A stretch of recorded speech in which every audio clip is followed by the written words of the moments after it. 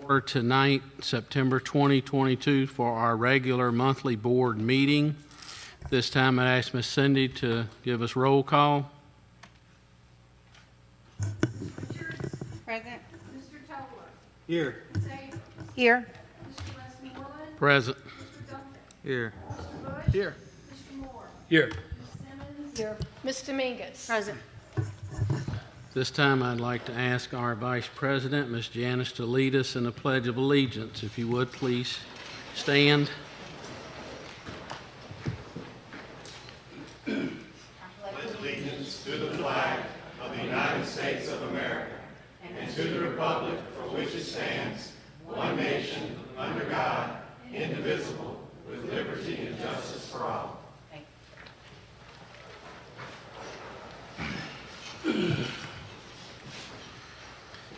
This time I'd like to consider approval of the board minutes for August 23rd, 2022. Do I have a motion? I'll make the motion. Motion by Ms. Sandra, Second. second by Ms. Robin. One of us did. Mia Rose. All right. Who? Any discussion? I did it. Robin did it. Yeah, either. Take your choice, they Miss do. Cindy.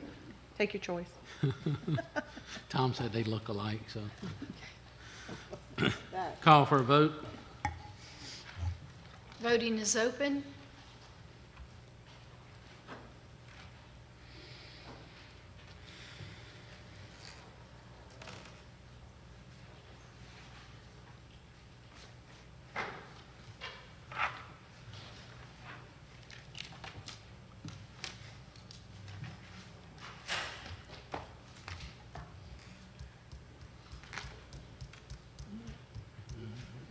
Jerry, she's waiting on you. Yes. Voting is closed. Motion passes unanimously. Move on to Section 2, Awards and Recognitions. First, report on the Teacher Quality Partnership with Southeastern Louisiana University for the Bridge Program Grant. Dr. Calderon with the Dean of the College of Education from SLU. Good afternoon. Good afternoon. Thank you so much for having me. Let me make sure. Good afternoon. Can you hear me? I can hear you. President Westmoreland, Superintendent Stilley, and members of the board, thank you so much for having me here to give you just a little bit of an update.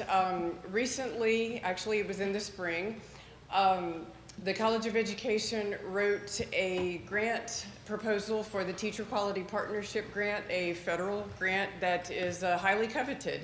And believe it or not, we were awarded and delighted $5 million over 5 years. And we are even more delighted that Tangipahoa Parish School System is partnering with us in this opportunity. And just to give you a little bit of history, a little bit of background, the Bridge program, Building Rigorous Induction for Growing All Educators, is, like I said, $5 million over 5 years.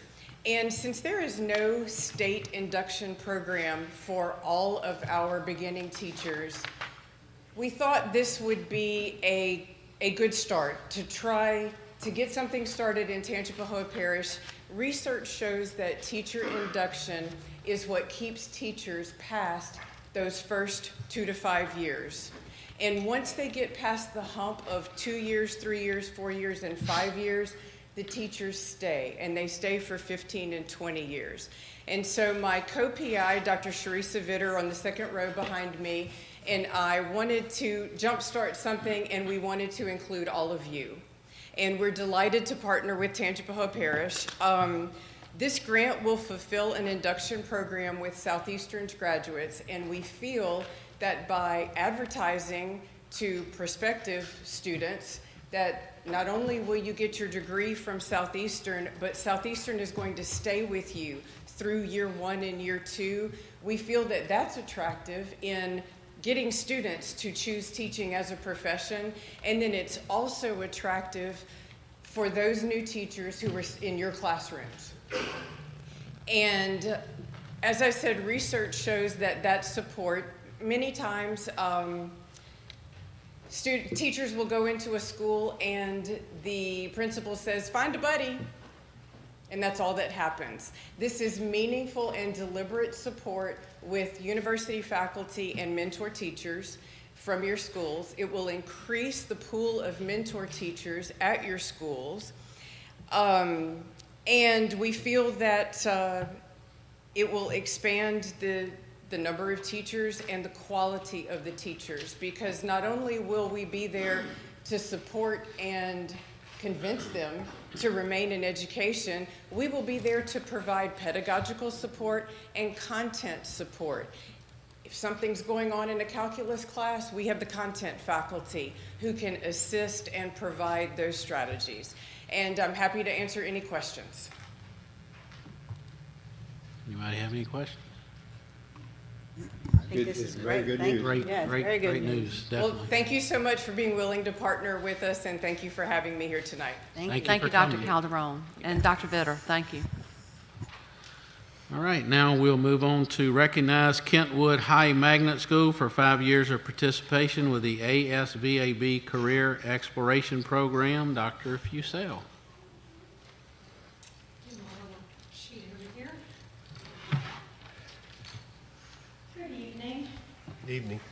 I'm going to turn this so I could talk to Kentwood High. Is that okay? Yes. Okay, I'm just going to maybe turn it around. All right.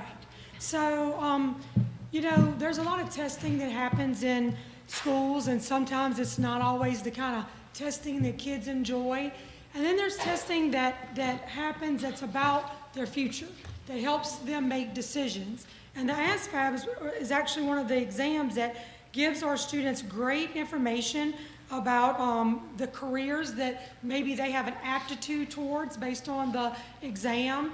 Our military uses this exam also to help make decisions about placement. And so tonight we want to recognize Kentwood High School on behalf of the ASVAB Career Exploration Program for 5 years of giving this exam, for promoting the exploration of careers, and for actually not just giving it, but using the results to help support our students in their future endeavors. So I'd like to ask Mr. Rochelle Bates, who has been principal for some of the years, if he's here. There's Mr. Rochelle Bates, and Ms. Baptiste, our new principal at Kentwood High School, to both come forward. And Ms. Stilley and Mr. Glenn, y'all want to come take a picture with them? The Gold Award is being presented to you all for your unwavering support to the ASVAB Career Exploration Program. Thank you. Ms. Baptiste has worked with Mr. Bates before she was the new principal, so she's called him.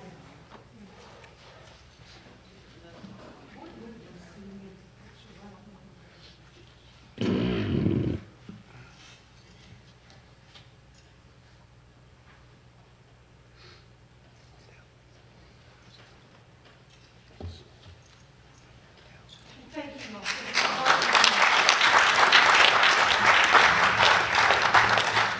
Coach Bates, you want to talk about football or? All right, good. I agree.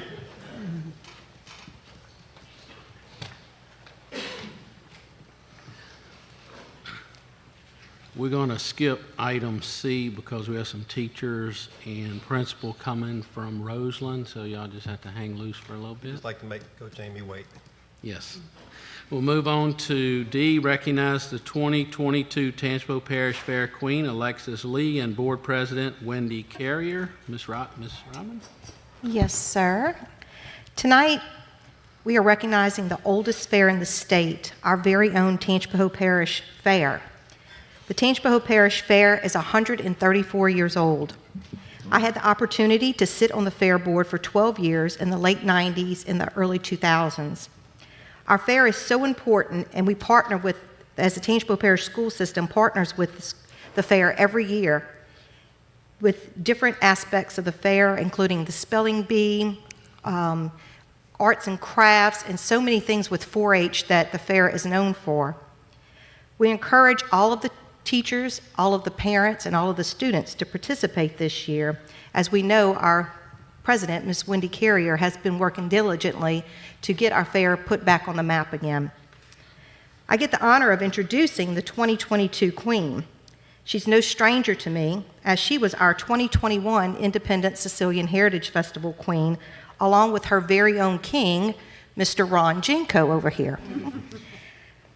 She's did a great job representing Independence, and she has done an amazing job representing the whole parish of Tangipahoa. She is joined with, like I said, her fair president, who is Miss Wendy Carrier, and we would like to wish them the best of luck this coming year. And Mr. Jinko, should I? You most certainly should. Hail Queen Alexis.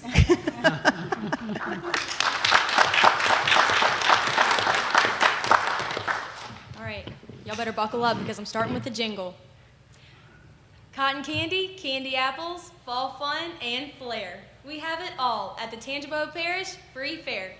From wagon wheels to Ferris wheels, get ready to stomp your heels because I promise at the fair, the fun in store is unreal.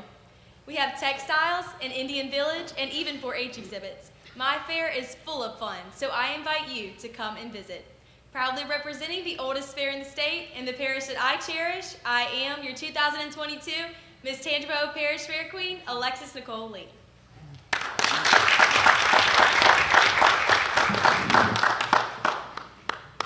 Thank y'all very much for having us. We greatly appreciate it for sure. I cannot express the thanks that we as a board feel this year, having the school board come behind us and push as hard as y'all are pushing. The last 2 years has been hard, we know. Our building, blue building, school building, which everybody knows is our school building, our exhibit was empty last year. I had 2 exhibits, and we had very few 4-H things, which were from homeschools. But our phones have been ringing. They've been ringing off the hook. Our computers have been going off with the emails, and we are so grateful. I want to continue to spend the next several days pushing as much as we can to make this the largest. Last year was good. It was full of people, but our education and our agriculture wasn't there like it should be. Tangipahoa Parish Fair deserves to be on the map. We deserve to be recognized, and we deserve to be recognized statewide.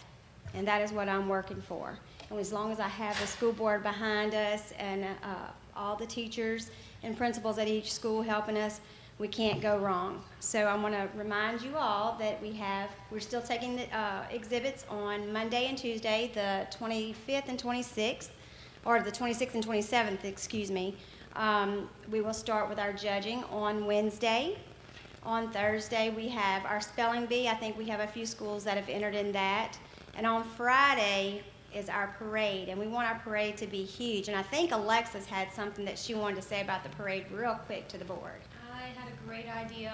This is just my personal suggestion. I think that the school board should definitely have their own float. But I mean, we would love to have Tangipahoa Parish School Board coming down the main highway and stopping in for a big old picture. Might be with able to all you work on our smiling. bus, Miss So I Philly. think y'all need to get a party bus or something and come join us. I think we have a couple of homecoming courts. They've all got cars, and I hear some cheerleaders and football teams are looking for trailers. So if any of you know if any trailers that you can offer to some of our local schools, please do so. I have also presented Mr. Ron Jinko with an invitation to our royal reception, which will be held on the 27th. That is Tuesday at 6 p.m. at the Florida Parishes Arena. Also, as I leave here, you will each get an email of that as well, but he has been given one to give to the board. So we thank y'all very much. Okay, don't leave. I'm going to put you on the spot. If you would give the dates for the people who are watching and the people who are here, exactly when it starts, when it's over, and give us a highlight of who is performing. So we might have some encouragement to Well, come. I didn't know if y'all wanted to have any of the entertainment. I figured we would focus strictly on our schools, but hey, we have so much entertainment going on. Of course, on Wednesday, our children's field trip. All the schools from K through 2nd grade will be, the ones that can, will be there. I think we already have 450 students that have signed up to come so far for a school day. That is a free field trip. We have several educational activities that'll be set up for them. STEM is also coming aboard. However, the brain food truck will not be able to come except on Friday because it's geared more to the 3rd graders. and up to the 8th. So they didn't have anything to help us with for our Kids' Day, but we have lots of other educational things for them, such as story time. We'll go through sugar cane and cane syrup and let them experience field corn and you name it. That's what we're going to try to do, and all of that is free. Of course, we have our opening ceremonies, and all of you are welcome to join us for that and be recognized. And our huge shake, rattle, and roll. I think the updated total as of 30 minutes ago was 28 teams. And that's dance teams, flag teams, cheer squads, from pep squads, from That's middle great. school and up. So we're up to 28 teams. So we're building that back up to what Miss Robbins started many years ago. And I can remember when she started it because I've been going all my life. But then we'll have on Thursday our senior pageant. The midway opens at 3, and we'll have our Miss Contestants meeting then, which will probably be a little bit emotional. And we will start off with a band. Several of these bands are, you will know some of the names in them, and some of them are just trying to get into our area. The 80s Experience Band will be from 6 to 9, and they will close out the night. We only have the one band. On Friday, the midway will open up at 10 a.m. The parade will roll at 10 a.m. Line up will begin at 9. We will have walkie-talkies, and it'll be organized. It's first come, first serve, so we're not going to do a lineup. It's too hard to get people to turn around. We'll have opening ceremonies back at the fairgrounds for prayer and pledge. We'll start our spelling bee at 1, and with some performances from some, let's see, I think we have the gym performing at 5 and 5:30. Then if you like swamp pop, we have Chubby Carrier and the Bayou Swamp Band that's coming from 6:30 to 8:30, and he's a Grammy Award winning.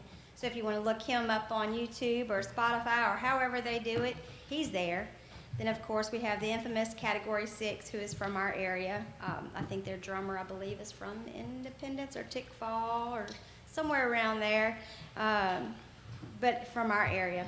Saturday, we were doing a Tangy Fit Strong Challenge, and we had to change that up a little bit due to all the weights. We're going to do that for next year. We have a lot coming for next year. So now it's like a little racing event for 5-year-olds on a dirt track. So we've taken our arena at the fairgrounds after our livestock show. They'll get out there and ride around, and several businesses have stepped up to give monetary support to that, as well as we're giving some ride passes for that. We also have, let's see, the midway will open at 10, like I said. Then we'll start off with our bands. We have lots of bands on Saturday. Dustin Lee Guidry Band, the Jenna Deshay Band is a kind of a bluesy. We have Buku Boogie, Ferg's Highway, which is a bunch of LaRondra folks. The Dukes of Country, y'all would absolutely love. If you've ever seen the Dukes of Hazzard, you will like the Dukes of Country. They dress up.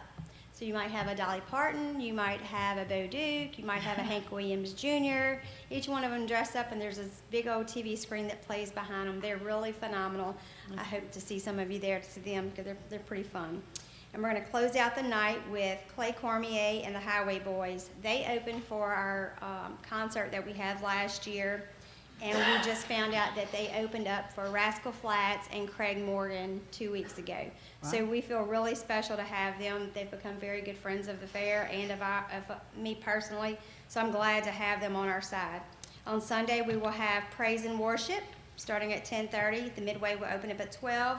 We will start with horse pulls, just like Old Farmer's Day. This is just the beginning of Old Farmer's Day. At 2 p.m., then we'll have Clifton Brown and the Rusty Bucket Band, and ending with the Dominoes. And these dates are September 28th through October 2nd. Is there anything else? Mr. Schnellenbach, do we have any budget money for a float for all of us to ride in? You can make it happen. And you That's heard him. right. There you go. can make There it happen. you We'll go. be Any there. information, y'all can check out our amazing Mr. Phil, are you website. driving? I will. Okay. I've got several trailers you can use if you need There we a go. trailer. There we go. Just put maybe 2 or 3. We'll make it multiple trailers for each one of you. So there we go. If for any other information, y'all can check out our new website. We hope that is very informational for you all, or you can follow us on Facebook. Thank y'all so much for having us. Great Thank job. y'all.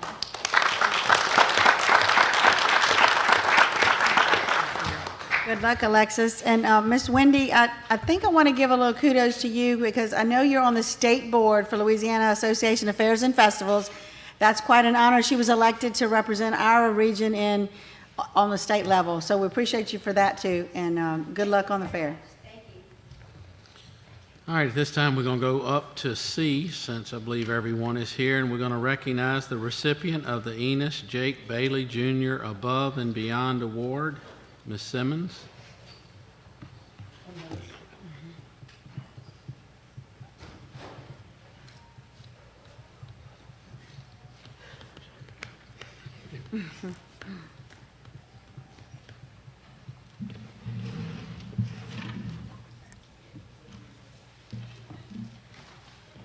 It's going to be a bit longer tonight, but we want to recognize Amy Ballard. Would she come up, please?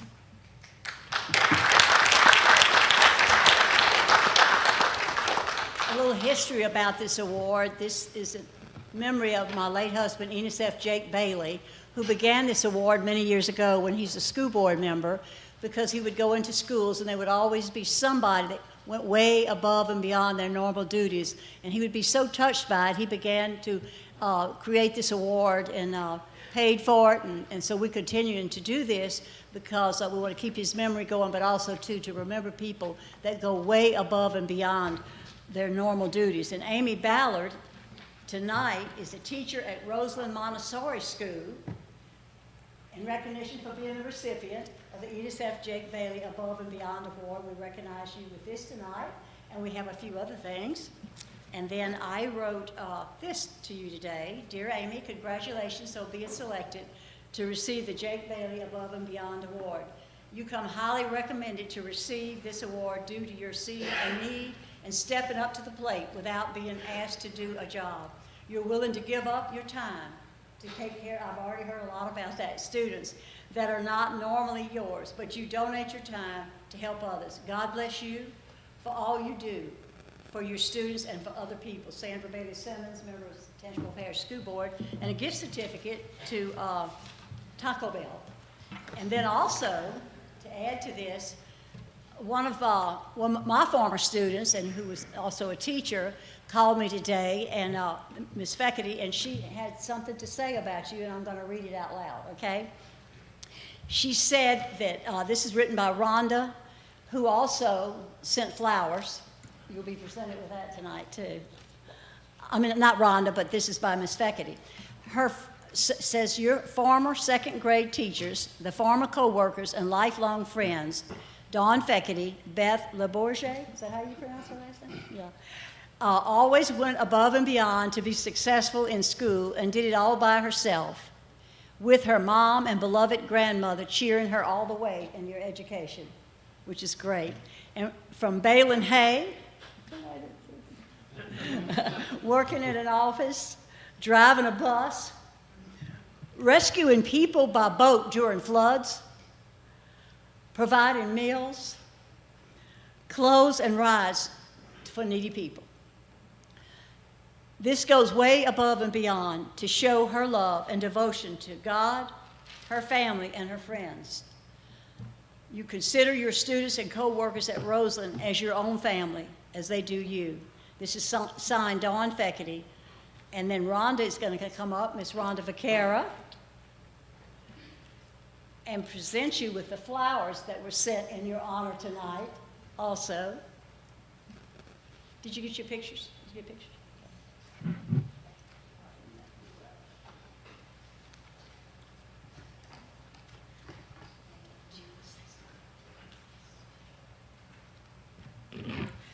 Good evening. I am so honored tonight to be here and to be able to speak about our Coach Ballard at Roseland Montessori School. She's been with us for a few years now, and she keeps surprising me. Every day I see her doing something else that is above and beyond her call of duties. She's there for our children no matter what they're doing, if they're playing sports, academic, if they're needing transportation to games. She's always there for them. Her activities in the PE classroom go above and beyond the call of academics. She teaches our curriculum through doing PE activities, and she provides things for them that I just don't even know how she thinks of how to put these things together. I walked in one day, and my favorite thing is the drums. Just to let y'all know, I'm going to be a drummer when I retire. But I walked in, and she had laundry baskets, and she had a ball in the laundry basket, and they had those pool noodles, and she had a video up, and the children were drumming to the music up there. And I thought, wow, every time I come in here, I just don't know what I'm going to see. Then we have a family day picnic, and we have great parental involvement at our school. And I would say it brings in at least 800 to 1,000 family members every year. And of course, parking would be limited for that, I would think, at all schools. And she said, would you like for me to drive the school bus? I can transport the parents from the town to the playground. And I thought, so you drive a school bus as well? And she said, yes. And wow, you really do everything. She coached all sports at our school.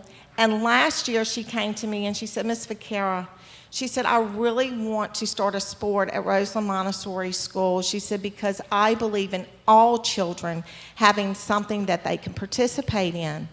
So I said, what do you want to do? And she said, I want to start archery at our school. And I said, okay, go for it. So she had to write a lot to especially talk about the safety of the program and how she was going to enforce that safety. And I actually kind of had to sign my name on the dotted line to say that she was going to enforce safety, and I didn't hesitate for not 1 minute because I knew she could do it. She has been successful at everything she does. But I was surprised whenever Mr. Jinko, Mr. Schneidelbach, Dr. Fussell showed up at the school, and they said, we're here because we know Coach Ballard wants to start an archery program, but she has to prove to us that it's going to be safe. She did. They were very successful. And I think you said you have, is it 120 applicants for this year? Yes, so I have about 60 turnout form and 57 for sure archers for this year. Oh, okay. So it doubled from last year. So we are so excited about that. And so as you hear me saying that she has coached all sports, she's adding sports. Sports are very involved with practice, which is after school and on Saturdays. The events and the meets are after school and on Saturdays. So she gives a lot of her time to our children. And she does a lot of it where she just volunteers because funds are very limited in middle school to pay for coaches. So I just want to say that someone over here, was it you, Mr. Bush, that offered the fair some money for Mr. Schneidelbach? Did I hear something about that? And he said we could make it happen? Absolutely. He was asking. Okay, so I am asking for some money to help Coach Amy for all of the sports that she coaches. I second it. Thank you. No, so really, I just want to thank you for everything that you do, for going above and beyond for all the children at our school and all the faculty and staff. I have one last thing to say that she did, and that's what really made me submit her name. So we have a pre-K kindergarten teacher who began the year without a paraprofessional in her classroom, and that can be very challenging. And so I went to check on the teacher, and when I walked in, it was during Coach Amy's planning period, and who do you think I found in the room just on her own? Coach Amy. So she gave up her planning period to go and help that teacher until we could get a para put in the classroom. And all these things that I've named, she was never asked to do any of them. She did all of these on her own. So thank you so much.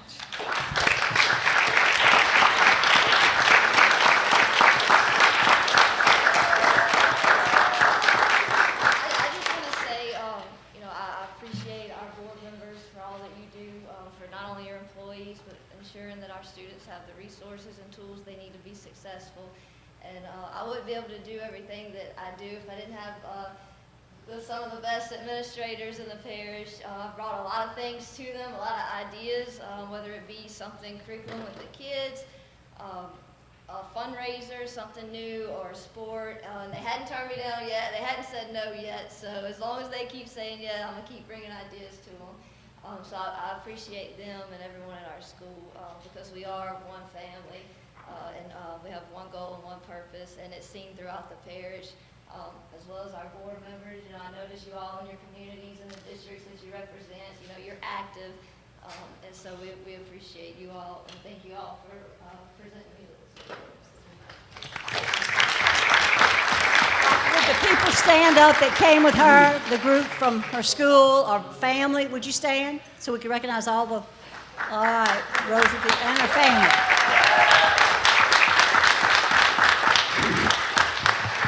I'd like to also say that she's actually my kinfolk too, because that's my daughter and son-in-law and grandson, and that's his sister. So, and her name's Amy Ballard too, so she was in World War II.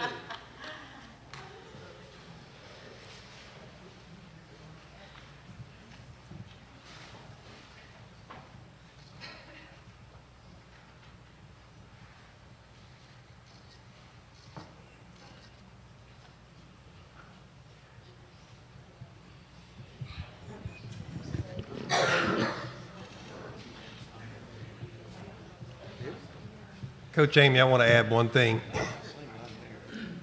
With everything that's been said, Ms. Vaquera kind of went through it real quick. The process to get archery at a school, just to make sure we reiterate that was a process.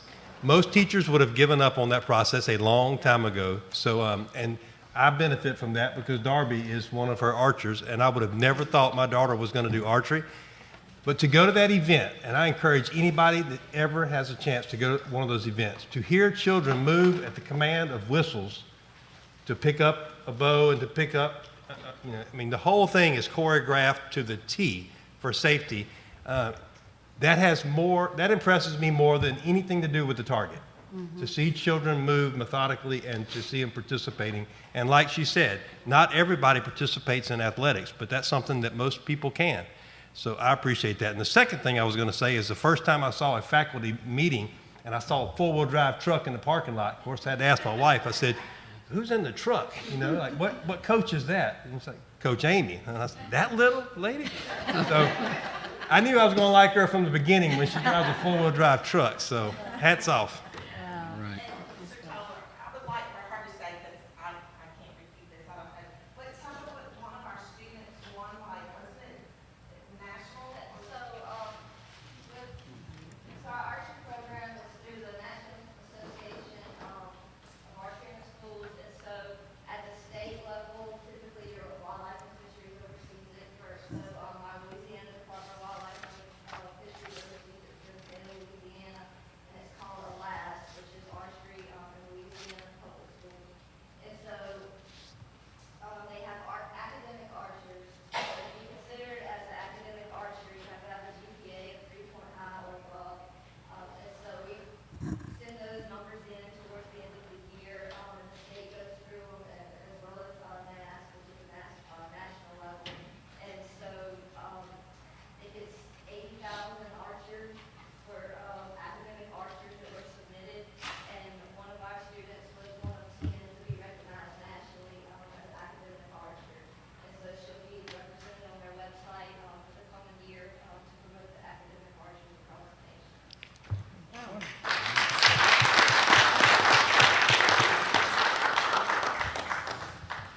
All right, this time we'll move on to academic updates. We have updates on pathways to teacher certification in Tangipahoa Parish School System. Ms. Sharon Spring. Thank you. I want to talk to you all a few minutes about the certification opportunities we have for Tangipahoa Parish, and then I have some participants in two of our programs that are going to come share their experience.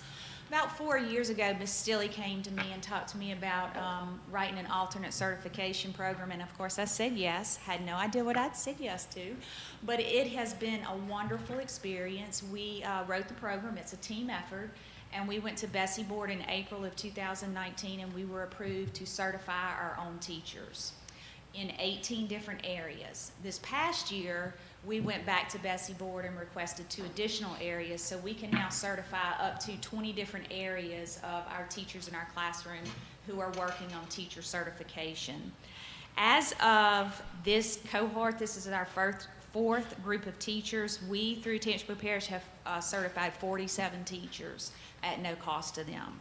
So it's definitely been a benefit to our teachers in our classroom who are working on certification. Our program is a 1-year program. They start the day school lets out, they start class the next day, and they go through the middle of July, and then they are in their internship year for the following year. And then as long as they successfully complete that, then they are fully certified in the state of Louisiana with a level 1 certificate, and we have done that with 47 teachers. The second opportunity that we started about 2 years ago is Reach University.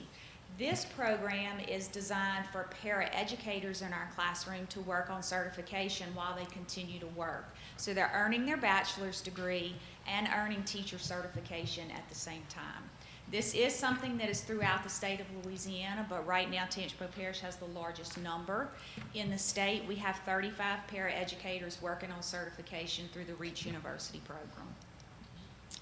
The last pathway that we are working on is the pre-educator pathway. This is our newest, and we really plan to kick it off next year at our Career and Technical Center, but right now we do have 10 students at LaRanger High School who are dual enrolled Education 202 at Southeastern.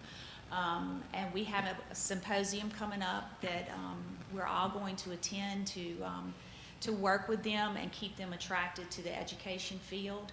But we're going to grow that and offer that to all 7 of our high schools next year through the Career and Technical Center, growing our own here in Tangipahoa Parish. So that's our 3 pathways. Right now, I'm going to ask Ms. Sarah Brabham. She is one of our paraeducators working on Reach University certification, and she's going to share a little bit about her experience with Reach University.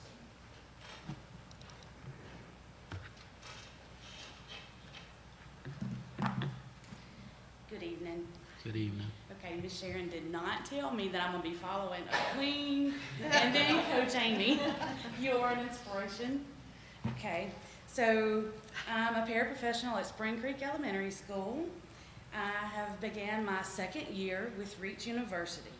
When I first heard about Reach, I heard, other teachers in Paris talking and all, and I'm like, I can't afford to go to college on my para salary, So, but then I, found out that the program was developed for paras, and we are able to earn our degree without loan debt, That's huge. Yeah. So it's very affordable. Reach University is very supportive. They handle all of our class schedules. They provide all the books and material that we need online. All they require, we have to have a computer and internet, which is kind of iffy out in the country where we are, the Wi-Fi's crazy. But, and another huge thing is the hours that we spend in the classroom they count as our student teaching. Okay. So, the experience, we're all over the place. We get to experience different teachers all in the same month, sometimes in the same week, so we have tons of experience, and we attend Zoom classes twice a week, and each night is like 2 hours long. We participate in discussions. So it's very, you don't just sit behind a camera and you're quiet, if you sit here and try to pretend like your internet froze, they call you out real quick. So, we go into breakout rooms where we discuss different ideas and strategies, and we're able to give and receive feedback from our peers. And that's huge, because these strategies that we talk about is for all of our students. We have our special ed. We talk about special ed. We talk about, just students that have a rough home life, and what we could, how to reach out to them, and we can take that and use it the next day at school. Awesome. So, And we were talking about how many classmates, we have a lot of classmates from Tangipahoa Parish in my class. And when we started introducing ourselves, we were like, you know, and they were telling the different schools, Tangipahoa Parish. I'm like, oh, that's wonderful. You know, we get to meet everybody in our area, and we get to share ideas and everything what's going on in their school. So, and we also have other students that are from all over Louisiana and Arkansas. So, and then a lot of our professors are from all over. Like, we've had professors from California and Chicago, and they kind of bring in different perspectives as well. One of our classes, one of our professors brought in a couple of students that had just graduated. They were English language learners, and they shared their difficulties and what they faced in school. So we know kind of how, we know their side of, you know, what they've gone through, so we can kind of, you know, be sympathetic to them when we, you know, when we have those students.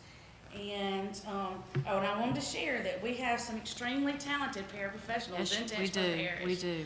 I agree with you. My support at Spring Creek Elementary is wonderful. I have the faculty there. I go to them, and with their busy schedules, they're packed. But I mean, if I need data gathered, if I need, you know, just advice, nobody has ever told me I'm too busy. They're all very supportive at Spring Creek. And let's see, I want to thank Ms. Sharon for allowing me this opportunity to share my experience with Reach University. And I look forward to working in Tangipahoa Parish as a certified teacher one day. And that's it. Thank y'all. Thank you. I didn't tell Sarah this before she started talking, but the vice president of Reach University, I think, is tuned in online right now because we do have so many para-educators in their program, and they are going to be coming to our district in the next few months wanting to visit some of our classrooms. So they're really excited about what we're doing in Tangipahoa Parish. So. Thank you. Thank you. Now I have a couple of teachers. Yes, Ms. Spring, and we're picking up a new cohort. So the 35 that we have in the program now started last year, right? That is through the fall Through the of fall. 2022. Okay. And so we had a Zoom meeting last week, and we had about 15 more interested to start in January 2023. It's to start in January. Yes, Okay, so we're picking up a cohort 2 of Paris. That's what I was clarifying. Thank you. And now I have a couple of teachers that are in Teach Tangi, Mr. Mark Verbois, and I also have Mr. Desiree George are going to come talk about their experience with Teach Tangi.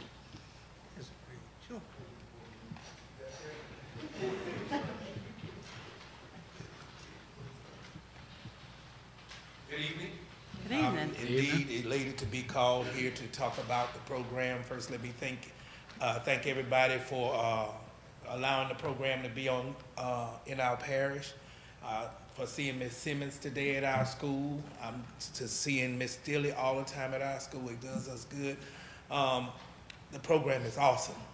It's awesome. I've been here with this parish since I was 19 years old. And I'm going to tell you, I'm just about as old as Mr. Duncan over there because we went to school together.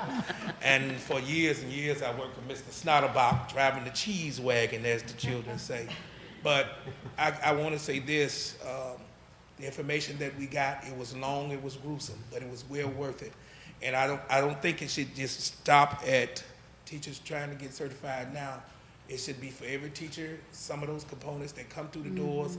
And for some of the teachers who have lost their zeal for teaching because it's been so long, that program will spark a fire in you that you will not want to put out. So I would like to thank everybody, Ms. Spring, who stays pumping the gears for that thing, and all of you for allowing me to be in the program. Again, I'm almost 50. So I've been here since I was 19. Now you can count that up if you want to, but I just thank God and you all for the opportunity to be a certified teacher in Tangipahoa Parish. Thank you. Well, I know you're going Mr. George, I know you're going to heaven because you taught mine that year, and I know how rough that was. So, congratulations, sir.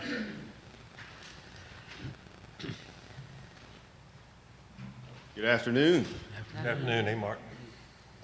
President Westmoreland, Superintendent Stilley, board members, Most of you already know me, but those who don't, my name is Mark Verbois. I'm actually a teacher at Punchville High School.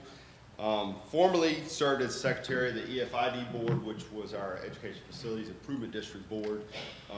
That only reason I left that board is because I resigned to become a teacher. And it's always held a big part of my heart of education, especially here locally in our district. I'm just basically here to tell you my story of Teach Tangi. Just a little background about myself. I come from the private sector, graduated Southeastern Louisiana University with a degree in mass communications, had a background in management and sales, and post-IDA, right about the time all the students came back, I went into the schools to help substitute, and it really, I went back and I went to different schools, and it really sparked my love and desire for education and giving back to those students. And I was actually at Punchville High, which was my alma mater. Roll wave, Mr. George. I love getting and actually being in front of the students and learning from that experience. I actually put a call to Mr. Jinko and said, Mr. Jinko said, hey, I have some questions about Teach Tangi program. I want to know what the pros, the cons, what goes on with it, and really just get some ins and outs on it. And he was very open, very honest, sat down with me and gave me some information. Basically, my reasons for choosing Teach Tangi, and the same reasons that I tell those others that ask me, is you're one, learning from high quality teachers who have actually been here and they're here in our district. They're leaders of our district and that you can lean to and turn and speak on, and you have that person to lean on for advice and for questions. Those teachers, and I say teachers, most of them are in higher ranking past a classroom teacher standpoint, but there are our teachers in Teach Tangi. Those teachers to us, they know our local struggles. They know if we say we're from school A or school B, they know the ins and outs of what goes on with those schools. So when we say, hey, we have these issues, they understand because they've been there. They also are the ones that molded many of us. So we joke that, Mr. George and Mr. Duncan, some of us are products of Tangipahoa Parish Schools. Dr. Monaster, who was my science teacher, was one of my instructors and teachers in Teach Tangi. And I can call them, granted she's retired just recently, but I'm able to call these individuals and say, hey, here's my problem, here's what I got, give me some advice. I'm able to call Ms. Spring all the time, talk to Dean Spears a lot. Hey, how do I get a hold of this? Where do I find this? I saw Ms. Foster, Dr. Purcell. I see all these individuals that I can call and say, hey, this is what we have going on, and they understand where I'm coming from.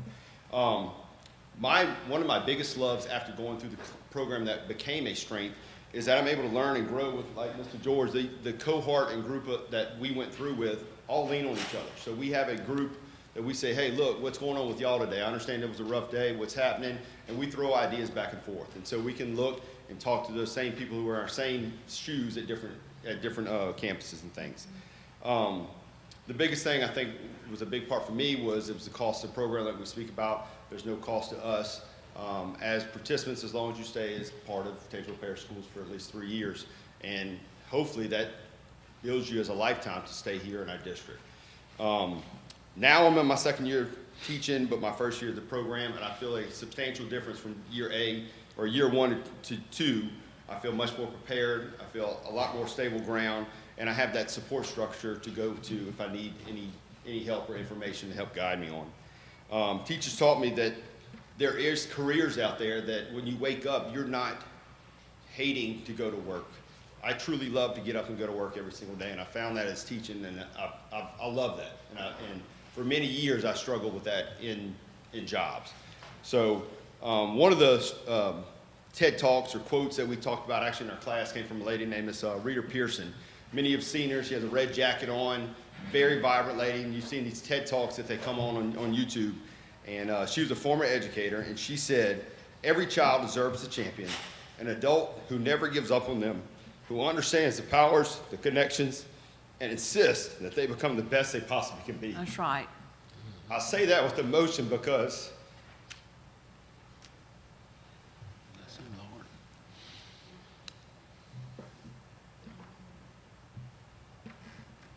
we had a rough week at school.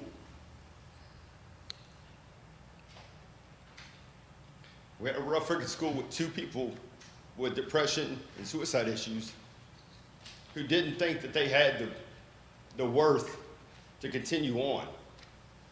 And so to be able to stand there and say that you can do something else to change a life, it means a lot.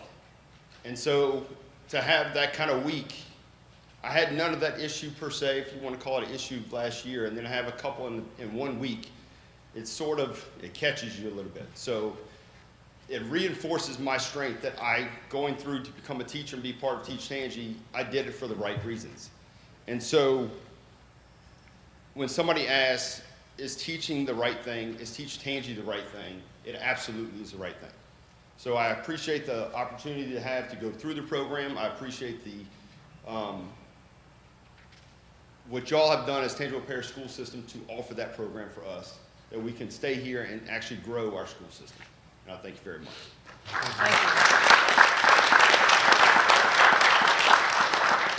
I just want to finish up by saying one thing that you didn't hear any of them say is that the pathways are easy. They are rigorous, and we are preparing our teachers to be the best they can be for our students. And so I've told Ms. Stilley this a couple of times. I think that our district is a leader in offering different pathways to get our teachers certified in our state, and it's something to be proud of. Yes. Anybody have any questions for me? Thank you, ma'am. Good, thank you. Thank y'all.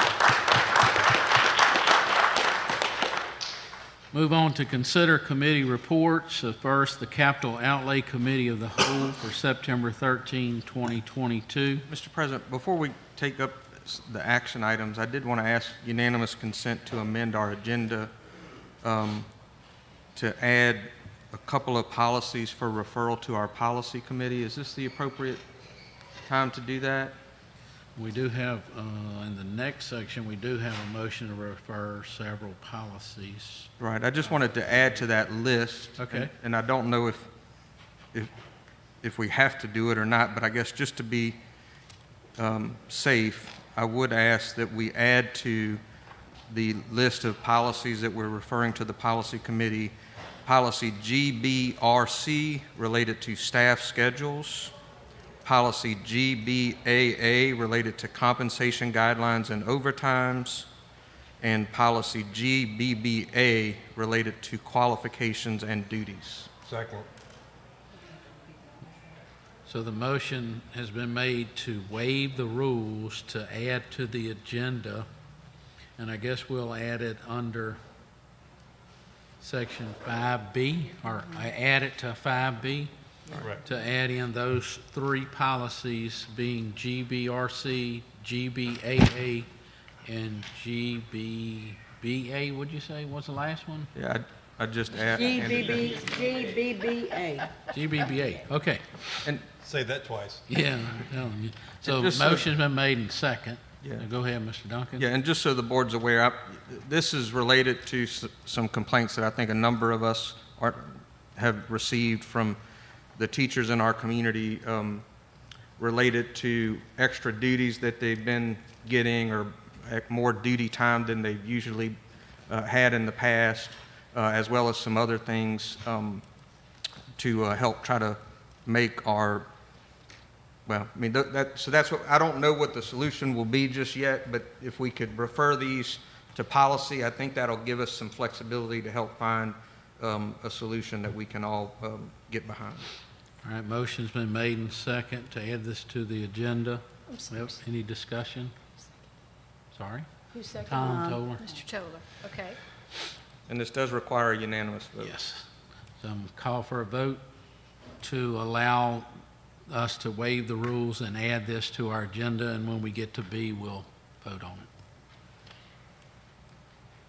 Voting is open.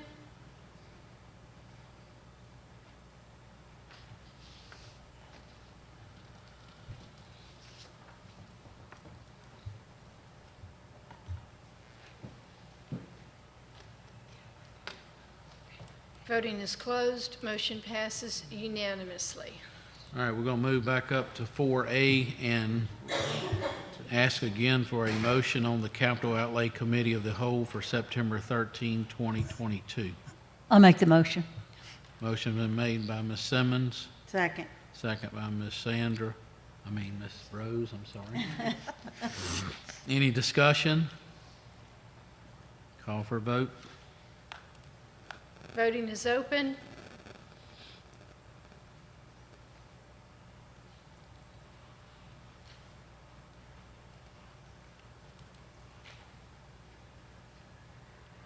Voting is closed. Motion passes unanimously with Mr. Moore not being present. All right. Finance and Audit Committee for September 13, 2022. Do I have a motion to adopt? I make a motion. Yep, motion by Ms. Robbins, second by Ms. Janice. Any discussion? Call for a vote. Voting is open.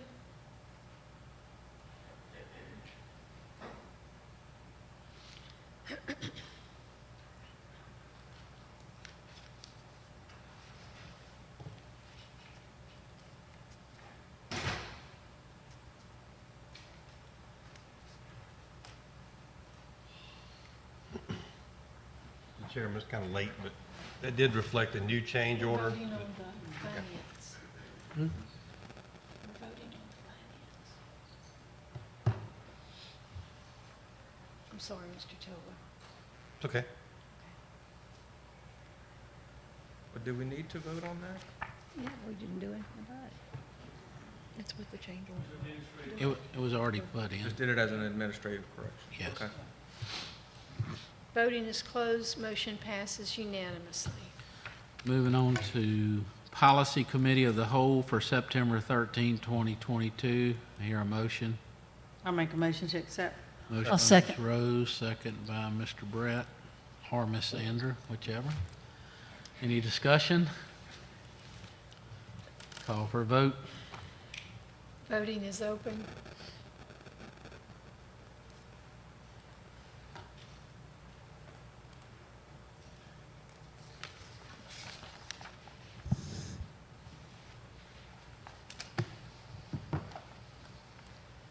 Voting is closed. Motion passes unanimously.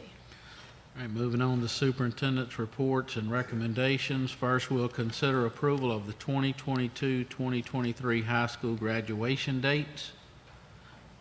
Yes, we'd like to ask the board to approve. Mr. Jenko has worked with Southeastern to identify the dates for graduation for 2023. And we'd ask the board to approve those dates tonight. Do I hear a motion to adopt? I'll make a motion to accept. I'll second. Motion by Ms. Rose, second by Ms. Sandra. I do Any have a question though. discussion? Okay. Normally they were at 7 and now they're listed at 6. Is there a reason for that? Because I go to bed early. Mr. Duncan's almost 50 years old. Yeah, I mean, We just found that out. The thinking was, we got some feedback when you start graduation at 7 and you finish between 8:15, 8:30. It's a little Restaurants. late for Yeah, the families to go out and eat, so we moved them Yeah. up a little bit early. Okay. Good Just call. wanted clarification. So I did have a question. Go ahead, Mr. Brett. So has Southeastern confirmed that we will have the university center this year? Yes, sir. That's the date. Yes, sir. Yeah. I have a question. And have we Randy? made plans yet? I know it's way off about extra security at our graduations or, Yes, sir. okay, We have plan? had some conversations with Southeastern, and we've had some conversations with our SROs also. Thank you. And could we have a hard copy? Sounds good. All right, we'll call for a vote. Voting is open.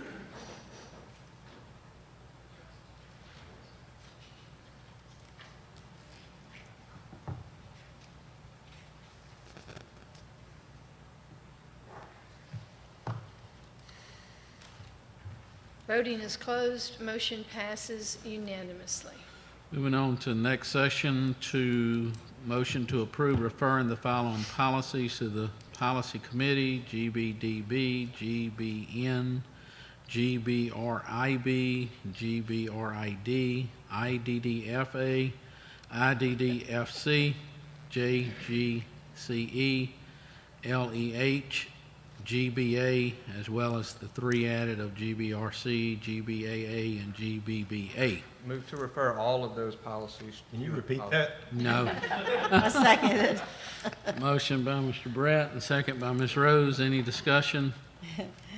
We call for vote. Voting is open. See if I can do it faster, right? That was pretty good. I'm impressed. Now, if he could tell us what all those letters meant to everyone, I'd be more impressed.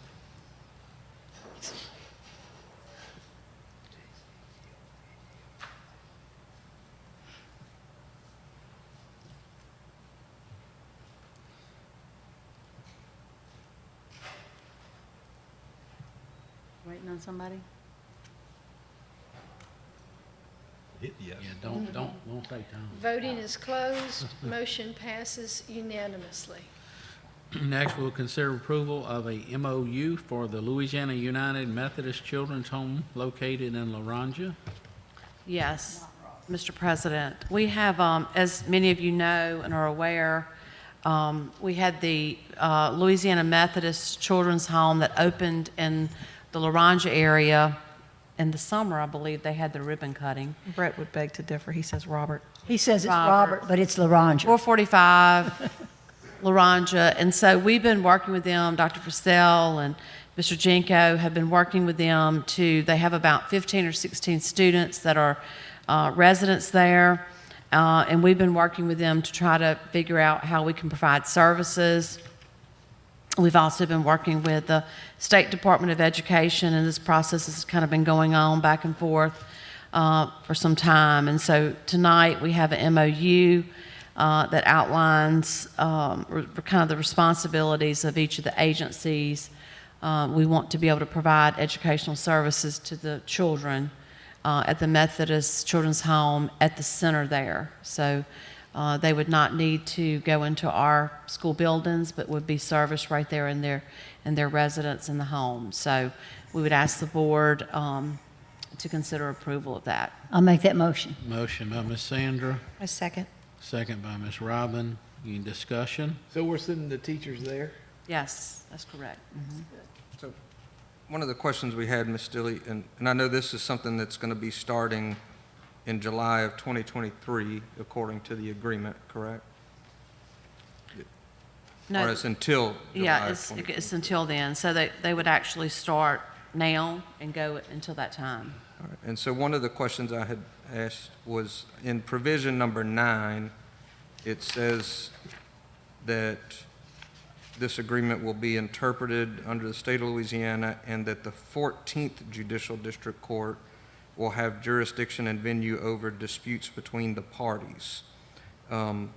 So the question was whether that was something that it was a non-negotiable for the group home, that they wanted or were demanding that we do this in Ruston because that's where they're based, or is that something that we can ask them to reconsider since we're here, the group home's here, Yeah. the children are here, Yeah. all of that?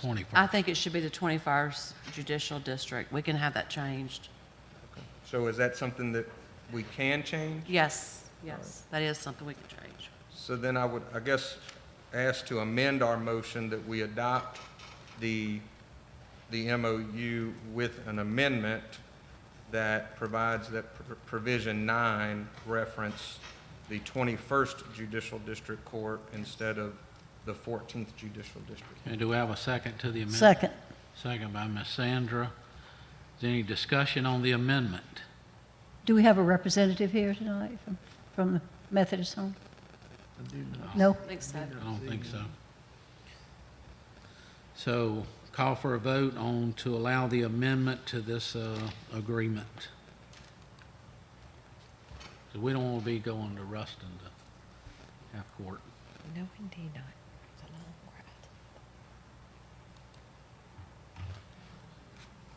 Did you call for a vote? Called for a vote. Call for a vote on the amendment. Voting To is allow the open. amendment.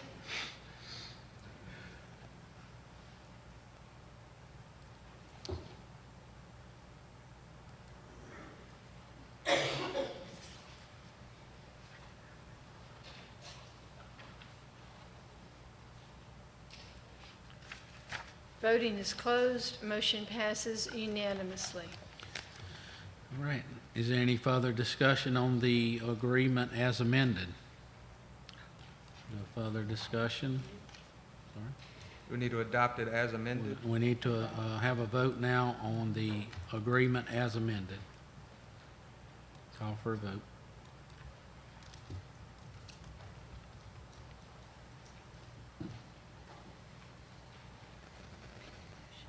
I'll make a motion. Well, I thought you were going back to the original motion with Sandra and Robin as the movers.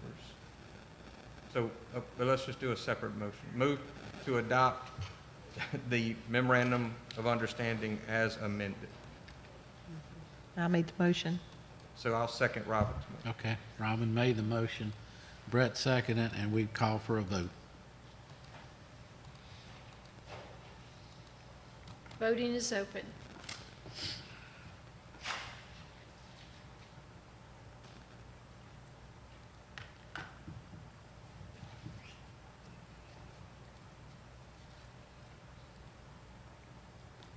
Voting is closed. Motion passes unanimously.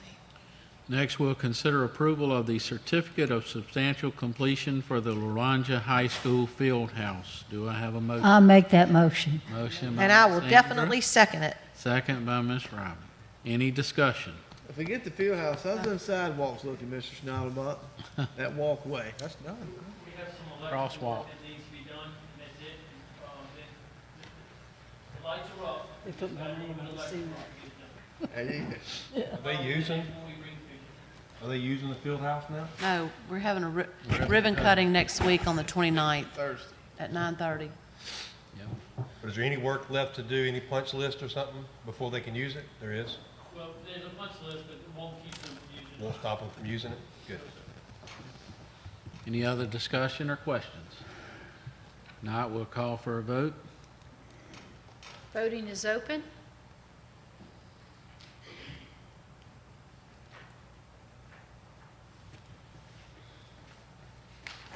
I would like to say my husband and a bunch of his high school football teammates got together this past weekend, class of 86, 85. They get together once a year. And I showed them pictures of the field house, and they were all so jealous because they wished that when Coach Morris was the coach out there, they could have been able to run out of that field house like that. But it's well-deserved in Laranja, let me just say that. Motion passes unanimously. All right, moving on to other board action. First, we'll consider approval of the low quote to install 246 feet by 12 feet of canopy connecting Ponchatoula High School's new 10-classroom modular complex to the main building from Roofs Restored USA for an amount of $41,328. Mr. Schneiderbach.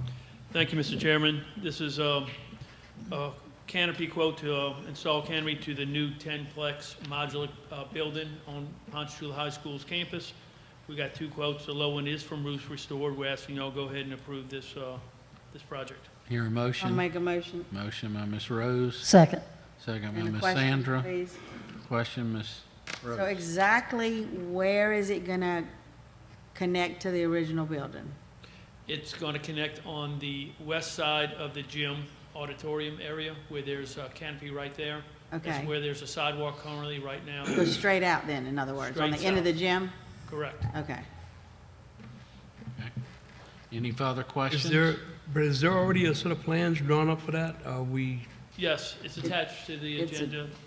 It was yeah, I saw the sketch. I was thinking about, they're gonna work from that. Yes, sir.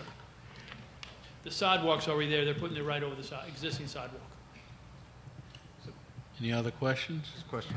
Go ahead, Mr. Brett. It's not about, so, one of the things that we approved earlier tonight was the building that we hope will replace That's correct. these modular buildings, say within 2 years. We're hoping that this new building will be ready.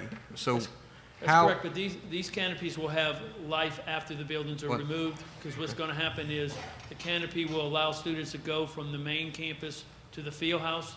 The next canopy we're talking about will connect from the modular buildings to the canopy that goes between the gym and the field house. So students will be able to walk from the main campus to the field house without ever going into the auditorium or the gym. And that was my question, is that I wanted to make sure that we were going to be positioning these canopies in such a way that they will have use after these modular buildings are removed in 2 years, so that Yes. we are making sure that this $80,000 expenditure will have. Outlive the modular buildings, yes, sir. Okay, thank you.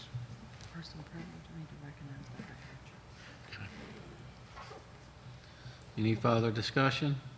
Call for a vote. Voting is open. Ms. Steinbach, while we're voting, let me ask you, with the, just looking at the canopy, situation, have we looked at O.W. Dillon canopy coming out for the We- carpool? Yeah, we met with the principal, and we've gotten prices, or we're getting prices for that project, so it's something that we're working on. That's for the parent pickup line. Yeah. Yes, ma'am.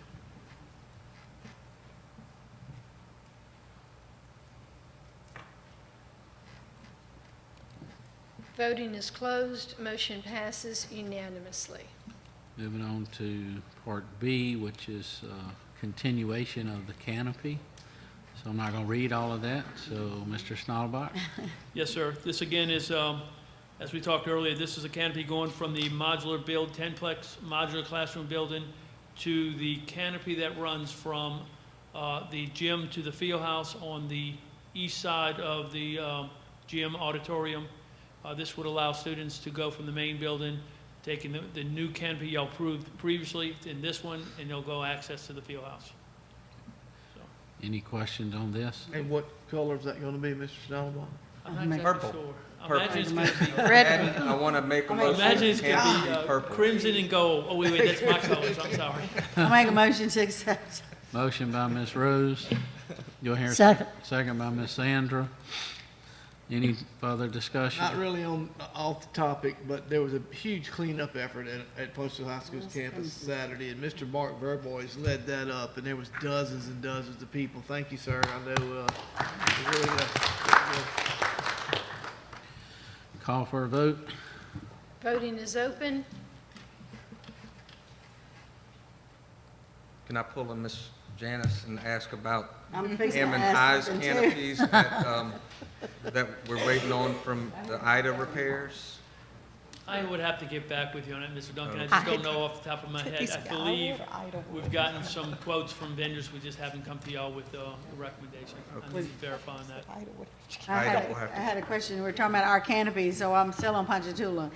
The canopy between the existing canopy is, some of it is destroyed and it's not there, Yes. that you're connecting these new canopies to. So Yes. is that on my list? We're waiting on, we have, a lot of our canopies were destroyed at Hurricane Ida. All campuses, like Yes. Tucker. I was on Tucker over the weekend. You sent me to Tucker. And it has missing canopies too. The material is in. The contractor is scheduling that work now. So you should see some canopy repair work. We were waiting for material to come in for the Okay. longest time. All right, perfect. I don't want to feel like the Lone Ranger, but we're missing a canopy from the science building, 7th and 8th grade building, to the band room for Independence High as well. I'm sure every one of y'all have schools that are missing canopies. That's right. We're working on them, I promise. I have a big list, but that's all I'm going to talk about tonight. Come on. All right, well, we're going to move on to C, except we're actually going to pull that from the agenda tonight, and we're going to have a special meeting Thursday at 5 o'clock for us to consider that change order as well as another bid project we need to do. So we'll move on. I think Ms. Stilley had somebody she wanted to recognize. Oh, yes. Thank you, Mr. President. I wanted to recognize Dr. John Hatchard, who is here tonight in the audience. And Dr. Hatchard has been selected by the Judge LaMelle as our outside consultant and to help us to move our case to final unitary status, and also to help the school district look at everything even more from a lens of equity. And so I just want to welcome him here tonight to our meeting and thank him for being here. Thank you, Dr. All right, this time we'll move to personal privilege, board member comments. We'll start with Mr. Jerry. Where's this time? Okay, so in the last few board meetings that we've had, I've basically focused on the issues that were at hand. But there is something that is always on my mind, and that is to assure our teachers, our food service workers, our bus drivers, our administration, our principals, of how much I do appreciate and understand the tasks that are before you. But in doing so, I would also like to remind you that the number one responsibility, or the number one issue on my mind are the children. And that is the reason why we're all here. It is to assure that every child has an equal opportunity for the highest quality education that we can afford them. And a lot of times that requires us being a little more sensitive and a little bit more compassionate to the issues that our children have and the issues that our teachers have. But when it comes down to who has the greater responsibility, I would put that weight on the shoulders of our teachers. We're going to have to extend ourselves a little bit more to handling our children who have special issues. And that's probably going to include each and every one of them, because growing up, I had them myself. And so I understand a lot of the issues that these children are going through. So my request to each and every one of you, I appreciate you, and it is to extend your tolerance and your patience to best help each one of these kids make the adjustments that they need to make so that they can receive this education that you're trying to help them obtain. Thank you, Mr. Jerry. Ms. Rhodes? Well, since Mr. Bush already mentioned this, but I was going to mention it, so I'm going to do it anyway. Mr. Verbois, we appreciate you doing the beautification at Punch Hill High and organizing that. I think it was about 100 and something people there. Parents, community banks, community offices, and the students and all the clubs, and y'all did a lot of work. Of course, there's always a lot more to do, so we appreciate everything that you've done to organize that for us. And wishing the Tangible Parish Fair a great fair. And I want to special thank Ms. Stilley and Mr. Jinko, because I had went to the 4-H advisory committee. I'm on that, and we really need to get 4-H going back in our schools again. And they both stepped up and said, we're going to get it, and we're going to get some students back and join, and we're going to get some sponsors, and they did. And I appreciate that y'all work to do that, because our fair is important, and it does give our children an avenue to do something different by going to 4-H. So thank y'all so much for that. A couple quick things. Yes, sir. Another thing about Coach Amy that I want to make sure to point out, she's not here, but she is one of our bright examples of a great teacher, and I see it firsthand, but also she comes from out of this parish, and she chooses to come here to teach. She can go other places. So, she knows I appreciate her, but anytime we have a chance to recognize our teachers, I appreciate the fact that we do, because especially those that choose to come here from another parish. A couple other quick things. Mascot copyrights. I know that kind of went around Facebook. I don't know if we've ever addressed it or talked about it, but I would like to get some more information from that. It reminded me today because I saw another school that was selling, another vendor that was selling things, and I support that. I do support vendors selling school apparel, because anything that we can do to add school spirit, I support it. I also support capitalism, but I do know that there are some things that we have in place as policies, but I would like us to dig into that and make it a little bit more public as to where we stand with our mascots. LaRondra Wolf, for instance, who owns that mascot, or who owns that copyright? And does the school system actually have any paperwork on these type of things, just to keep there from being any confusion in the future. Also, Spring Creek Playground, I've been talking with Mr. Snoddelbach and with Ms. Stilley and with the PTA at Spring Creek. I just want to make it public and bring it out to the forefront again. I know we're all waiting for playground equipment that's been ordered that will probably come in hopefully toward the end of the year. But there's still other improvements that we need to make at Spring Creek, canopies being one of them, but also with some dirt work and with some woods and fencing and different things. To see that school, a lot of kids have to fit on that playground. And I know we're doing some improvements with the church and things, but I appreciate the help with that. And I would like to keep putting it on the front burner as much as I can. And then also, I've got a couple pictures. One of the teachers sent me from LaRondra, and I can text it to y'all later if y'all would like me to. I'm not trying to pull the scab off of a wound, but it's of our air conditioners. I know we went through a lot of rigmarole with our air conditioner contract and things, but I know this company's got to know that they're being watched. And here I have pictures of air conditioning units with vines growing all over them and just clogged up with debris. So I know there's a maintenance contract out there. We need to make sure that we're following up, that they're doing what they say they're going to do. Because everybody knows that we have other vendors that want that job. So we have people out there that are looking at this and keeping track of it. And then last thing that I want to say is, we've lost a lot of teachers in our school system in the last years that have decided to go to the plants.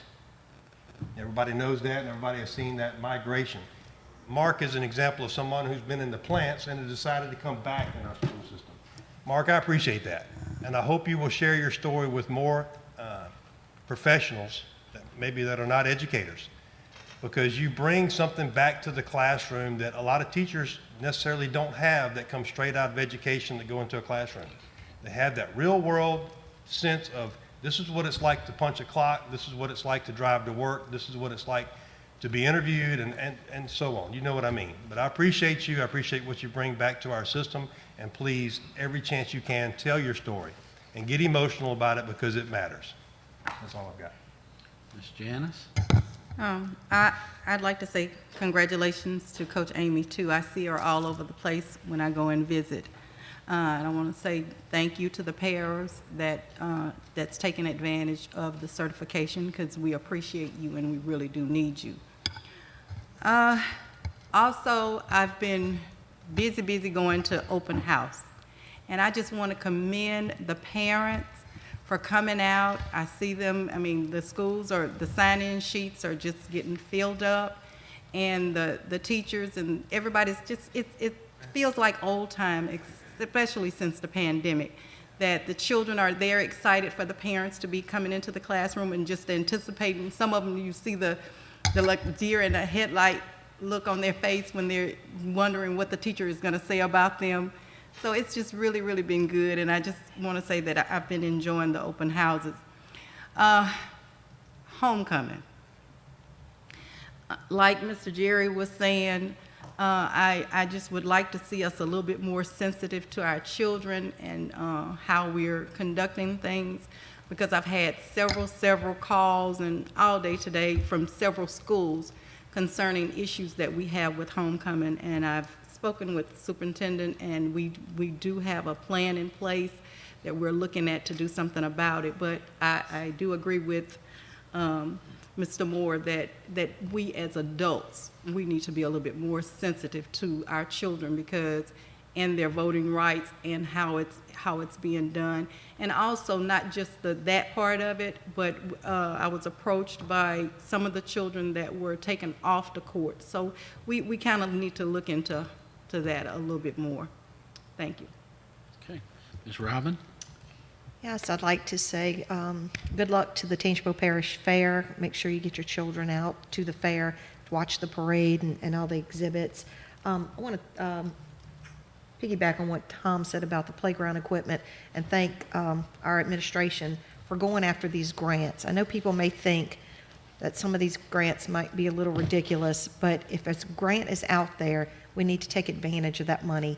And when we take advantage of this money, you have to understand they come with stipulations. We can only do what the grant tells us we can do with that money. And such as playground equipment. I know some people thought it was crazy that we were spending $45,000 a school on playground equipment, but that's what the grant told us we could do. So that's what we did with it. And we apply for grants for many, many different things.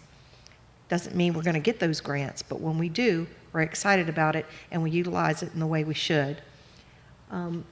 Good luck to all of our football teams. Football games are now getting really in high gear, so we want to make sure and remind all of our players to have good sportsmanship. With whatever the other parishes are doing and coming to your field and doing, ignore it and have good sportsmanship amongst yourselves and make Tangipahoa Parish proud. All right, thank you. Mr. Brett? So what a meeting. We covered a lot of exciting stuff, some exciting, some boring, from the boring policy stuff to the exciting induction and certify our own program. We kind of completely glossed over the final approval of our $54 million Phase 2 projects.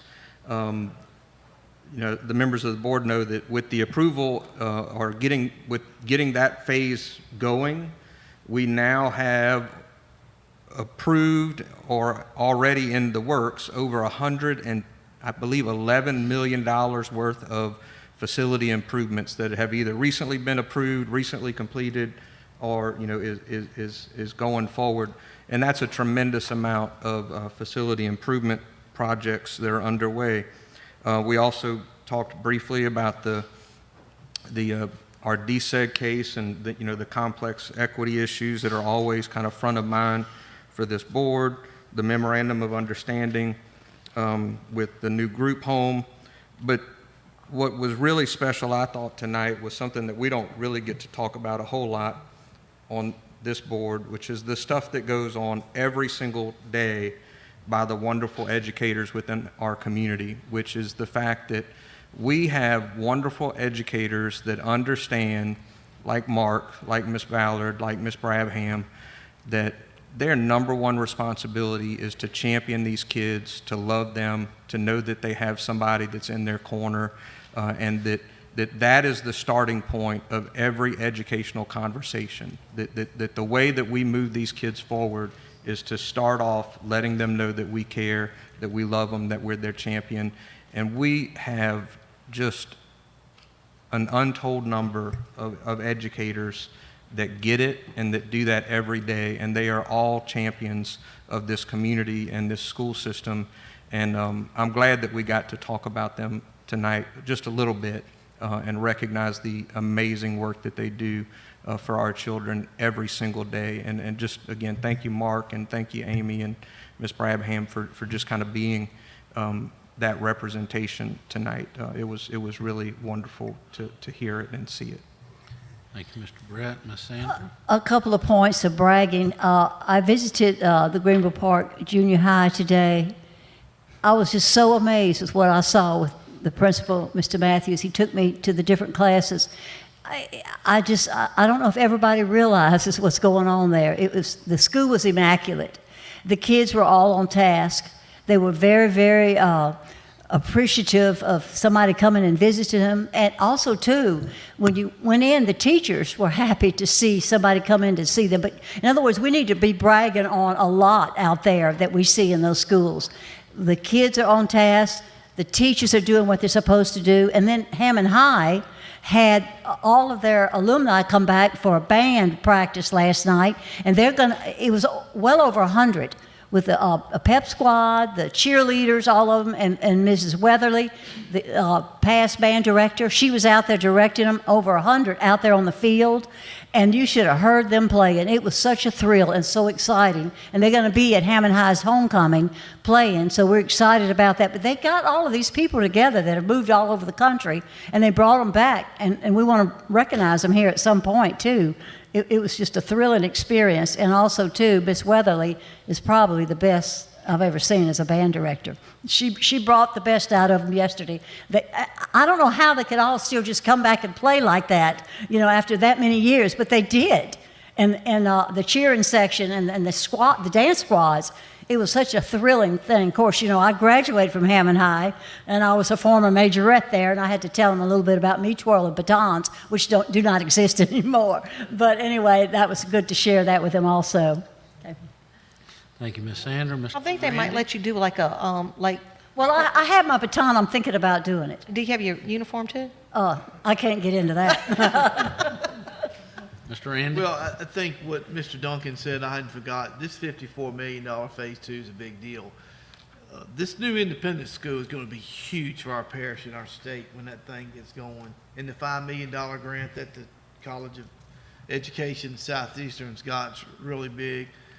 I'd like to say welcome back Coach Zephaniah Powell, Amite High School. He had some health issues. He's back on the field. I was happy to see that.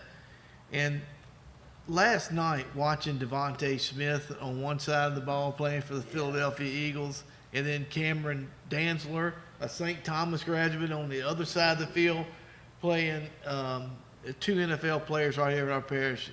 It was, to me, it was really something special. So I like to recognize both of those young men being on Monday Night Football at the same time. That's right. Thank you, Mr. Randy. Yeah. And we are, Mr. Westbrook, we are invited to the alumni band returning on that night. And I'm going to Hammond High to see a football game, and Ponchatoula has nothing to do with it. What was the date? October the what? You looked it up. 14th? October the 14th. Yeah. Yeah, that's a Friday night, so that would be the 14th. Can I backtrack, Mr. President? This October the 13th, Ponchatoula High is having an alumni night, and we're having all returning Wavettes, all cheerleaders, all band, all flag corps, the whole thing too.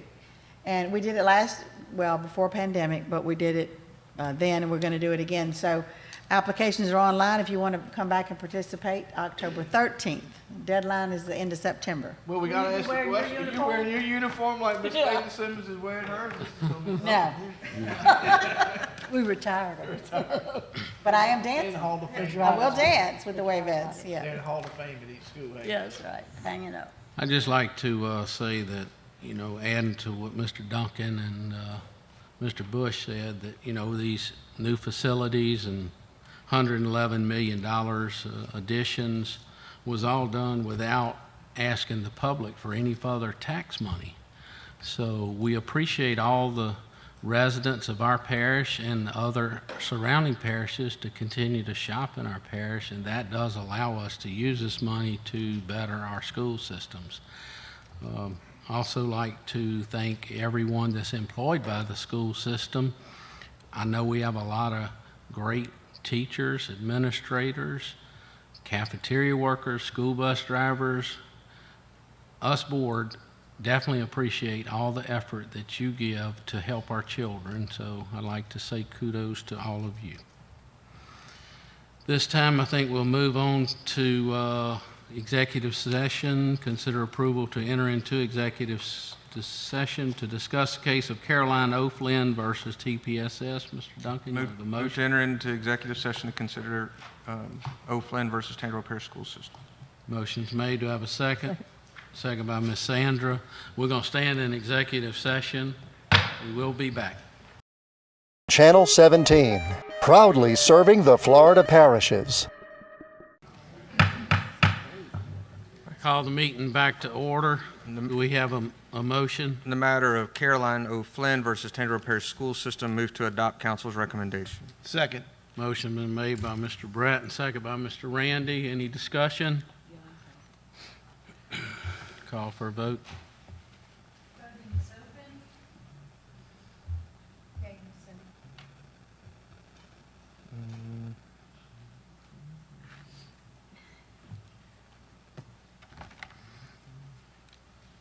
Well.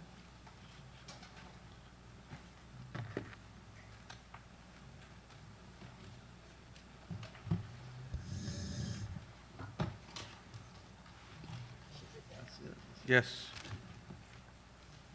Voting is closed. Motion passes unanimously.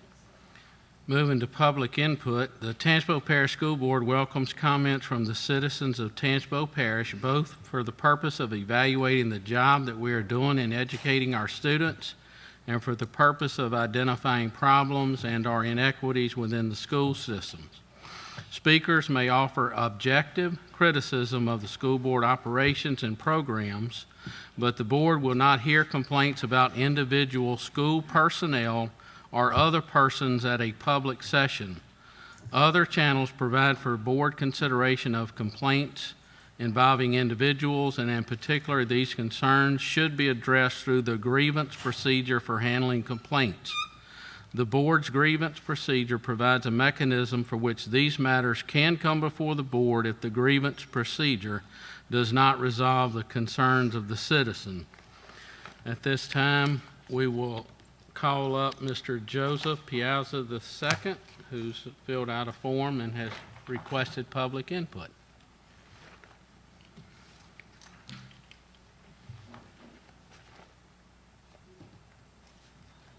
Good evening, everybody. Good evening. Probably don't need this mic. As most of you know, I got a very loud voice. Ms. Stilley, Superintendent, the board, thank y'all so much for what y'all do on the board. I want to thank you personally. I know I also want to do a side note real quick. I know we didn't get to talk a lot about the expansion project that got passed tonight. Thank you so much for that, for the board. As I go across our parish, you can definitely tell some of our schools need a little bit more improvement, and I want to thank y'all for that expansion.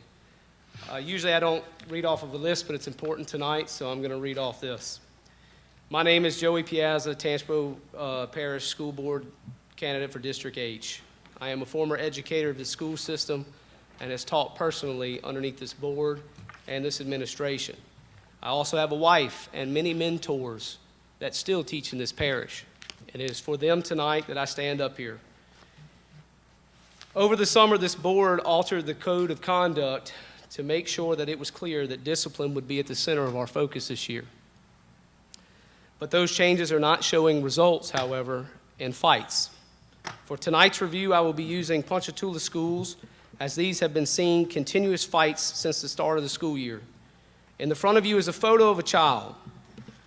The name of that child will not be presented here tonight, nor will his parents, because of his privacy. I have given each of you a photo of that child, and I will hold it up again, and you can have that one, because I was sent to it from a parent. This shows a child in our care here in Tangipahoa Parish who had to be sent to the hospital to get stitches because he found himself in the middle of two other children fighting. I want you to ask yourself tonight, if that was your child, what would you do? This child did everything right. He tried to get out of the way, but once again, we have people on campus that just continue to do it. This child is only 10 years old. Just yesterday, a Tangipahoa Parish employee was knocked to the ground during a fight between two females at PJHS. This is just one of fights that have occurred many on that campus just this year.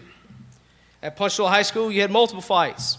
You had one on Friday, which resulted in a teacher walkout today of over 20 teachers.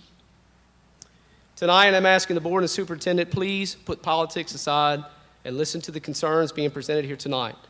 First, I would like to propose that we readdress the code of conduct and add a new section that outlines only fighting, that lists a very clear consequence if you fight in our system, kind of like we do with the vaping. Second, on top of that, I would like to ask in that code of conduct that we back up our educators and our staff members by putting in that section a paragraph that says if a child voluntarily or involuntarily assaults a personnel of our employees, they will be immediately expelled until a hearing can be done and charges will be filed. So we can set a stand for our employees so they will not be victims of juveniles. Ms. Stilley, please make sure, as what we're asking, is that the administration will take a firm stance and send a strong message that fighting will not be tolerated in our schools. Finally, across all these campuses, only a few employees are properly trained with Handle with Care. I know Handle with Care is used in this parish because I was personally trained in it.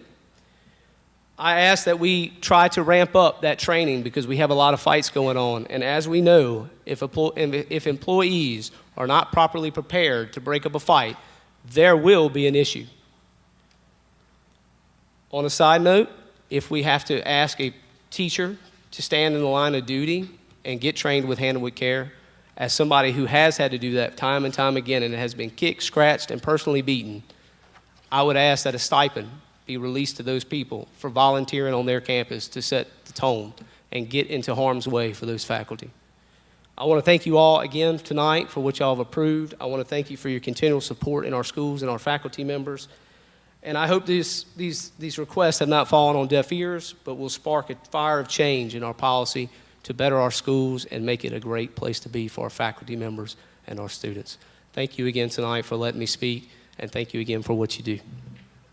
Thank you. All right, Miss Natalie Washington is next. Wants to speak on the Amy High homecoming. Good evening. Good evening. I put on my form that I want to discuss the Amy High homecoming, but as I'm sitting here listening to you guys talk about all the other schools, I'm like feeling really disheartened because Amy High don't have clubs that kids could be a part of. We don't have Beta Club. They don't have 4-H. They don't have no clubs. It's all about sports. So the reason I'm here is because recently we had the homecoming voting for the children, And there have been rumors all over social media that some of the staff members cheated some of the kids on the ballot out of winning. My daughter was on the ballot. I'm not complaining that she didn't win. My only complaint is that things be done fairly and equally. They have pictures of students sitting around teachers as they tally up votes. I have those pictures in my phone. I'm not looking to do anything with those pictures. I'm just asking that all the members of the board take in consideration that some of these kids work hard. My daughter is a 4.0 student, has never been in trouble, is not gonna be in any trouble. But she go to school, she's a model student. She don't like sports. Sports has never been her thing. Academic has always been her sport. That's her favorite sport. So she don't get to really show who she is because something like homecoming, okay? The first 2 years, 9th and 10th grade, she's a junior this year. She didn't run. And I said, well, why are you not gonna do it? She said, because they're not gonna do it fairly. So this year I encouraged her to do it, and then look what happens. They didn't do it fairly. There are a lot of rumors, there are a lot of expectations that teachers cheated kids out of votes. I don't know if it happened. All I know is what people are saying. So I feel like if, you get one person that may complain, but then when you got 20 people that's saying the same thing, it kind of make me raise a red flag. So that's why I'm here tonight, because I don't want to recount at Amite High School for homecoming votes. I don't want to revote because I want my child to earn everything that's given to her. I'm standing here for the kids whose parents that's scared to speak up, for the kids that's going to come along after those kids, or the ones that was before them that was possibly cheated out of something. That's my fight. If everyone here could agree, if you had a child and you know your child is a model student who doesn't get to represent herself in a manner, and by the way, she's been emailing her principal since school started asking, can we have beta club? Can we have student council? Can we have all this? I'm listening to everyone on the board talk about Ponchatoula, LaRonja, and all these schools, and I'm thinking, my kid don't have this, and she in the same school district. Like when is someone going to make a change for that particular school? Because it's this ongoing, and by the way, I'm sorry, but the administration is not leading by example. Therefore, the teachers are not doing what they're supposed to do because they have a leader who is not being a great leader. And I get to hear these stories from my daughter coming home, how her principal is on the microphone in the morning calling kids ignorant and stuff like that. You have kids that are in school that never get a positive word from their own parents. So when you tell kids things like that, it tends to mess with their mindset.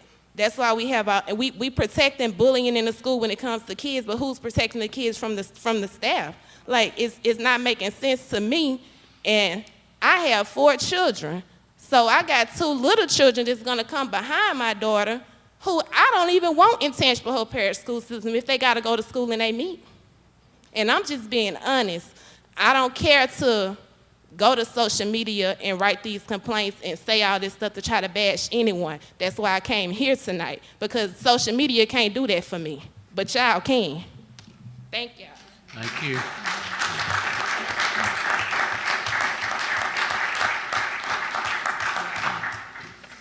All right, maybe Carlton Gallman, is that correct? Okay, I couldn't hardly read the writing, sorry if that wasn't right.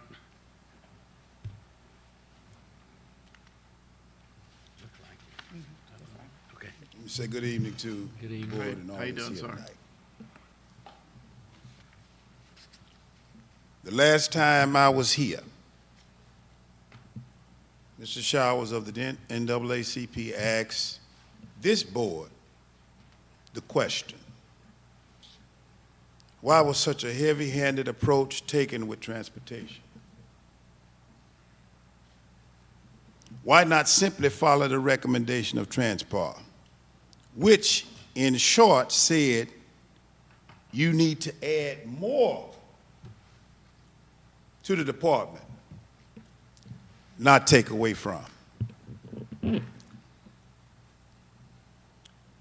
At best, the replies were, it had problems. We threw this at it and threw that at it. We needed to do something. Didn't know what to do. And then We followed the superintendent and administration. We wanted to show support. Question to the board, have you ever seriously considered that leadership can be dead wrong, ethically and morally? What's right about taking a predominantly black transportation department and making it majority white?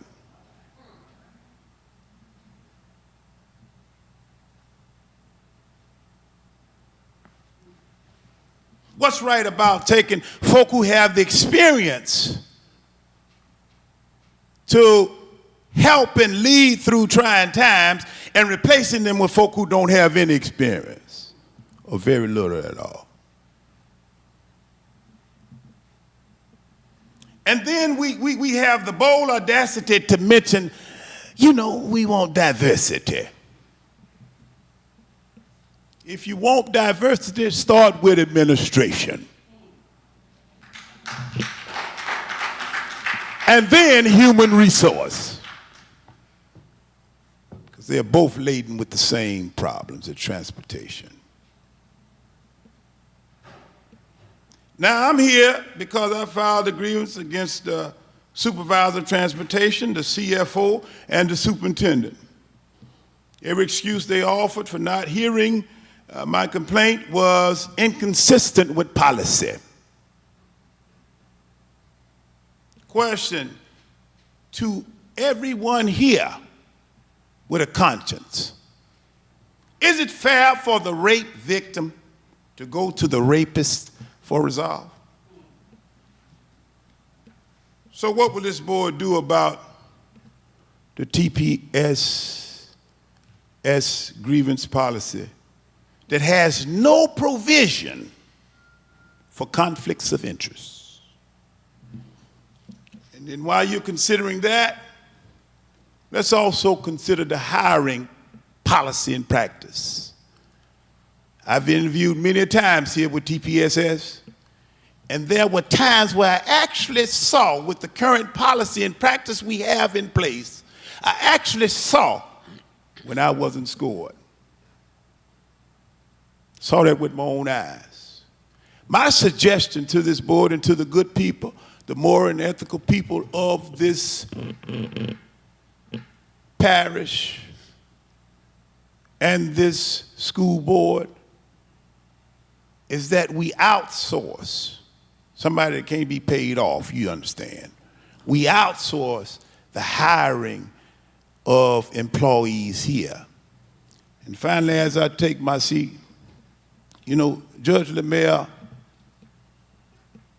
felt or thought that we were getting it right. But many of us know, whether we sit here and act like we don't, many of us know what's going on.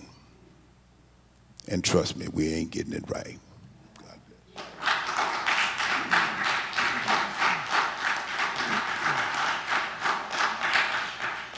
This time I call up Lolita Wagner. And I ask you to remember the comments that I made that, you know, we're not going to hear complaints and grievances about individuals, that has to be done through our appeal system, but you're certainly welcome to speak. Okay, you're telling me it has to be heard through the appeal? If you are having complaints about Kim Notriano, which it appears to be, our policy says that you need to take those complaints through the system, through the appeal system. Okay, well, if you can't hear me, you know, I could just take it to the news and someone will hear me.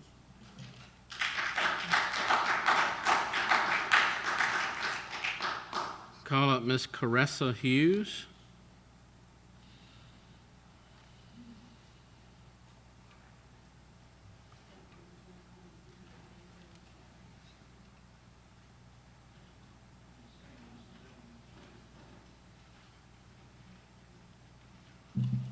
How y'all doing All tonight? right. Doing well. Can you speak up just a little bit so we can hear you? How y'all doing tonight? Good. You? My name is Caressa Hughes. I was a bus driver for almost a year here at Tangipahoa School Board office. I just want to say that I was wrongfully terminated, racially discriminated, and mistreated by school administrators. I told the assistant superintendent how I was treated by the supervisor.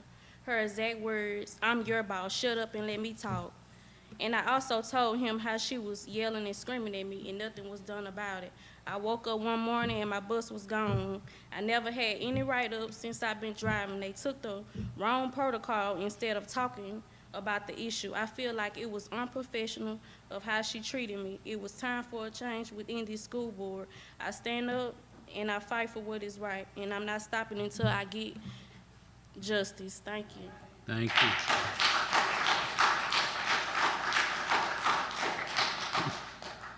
All right, that's all the public input I got, so this time we'll go ahead and adjourn the meeting for tonight, and thank everybody for coming.